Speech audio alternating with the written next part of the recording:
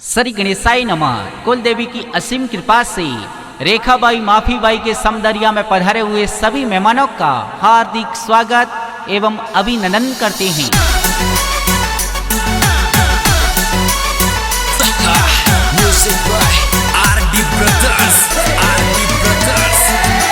Presenting by Balaji film studio पाकरा।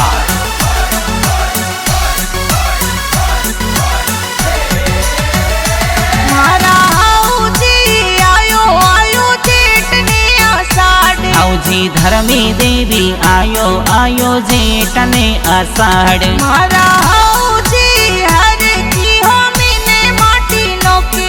जी धर्मी देवी हर की होमी ने माटी नोके। मारा जी थे के वो तो मैं माटी नोको। जी धर्मी देवी थई के वो तो मैं माटी नोको। मारा जी समदरियो ही जी धर्मी देवी समदरियो ही लोड़ा खाए। मारा जी मनड़ो ही लोड़ा खाए। मारा हाउ जी भादर बोझ कोड़ा खाए।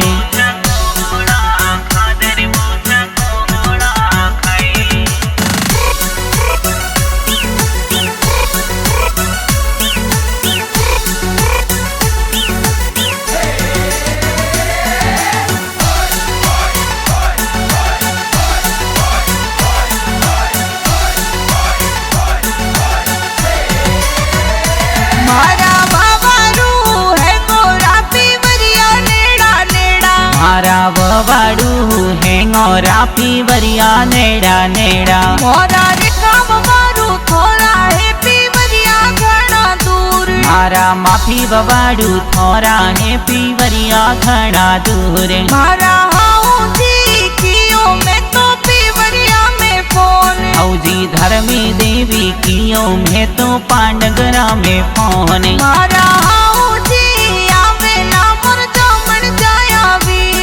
जी धर्मी देवी आवेला वीरो सामोरे आज। मारा जी समदरियो ही लोड़ा खाए। मारा हाउ जी भादर बोझ कोड़ा खाए।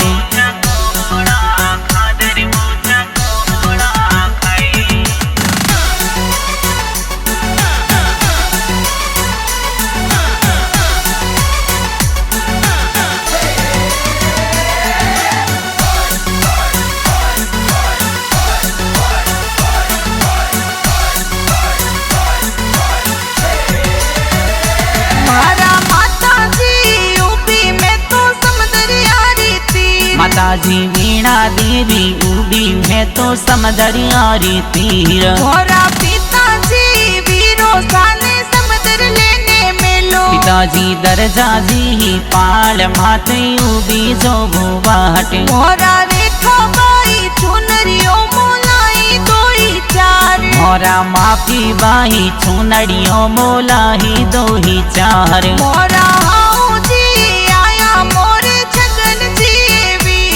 जी धर्मी देवी आया मोरे परवीण भाई वीर। मारा जी समदरियो ही लोड़ा खाए। मारा हाउ जी भादर बोझ कोड़ा खाए।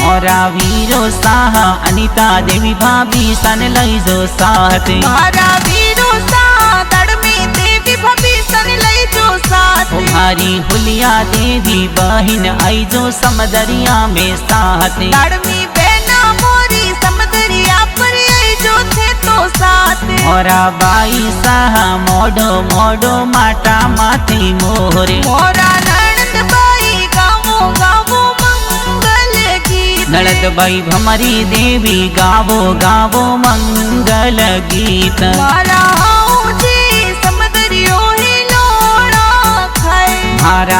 हाउजी भादर वो झकोड़ा खाए।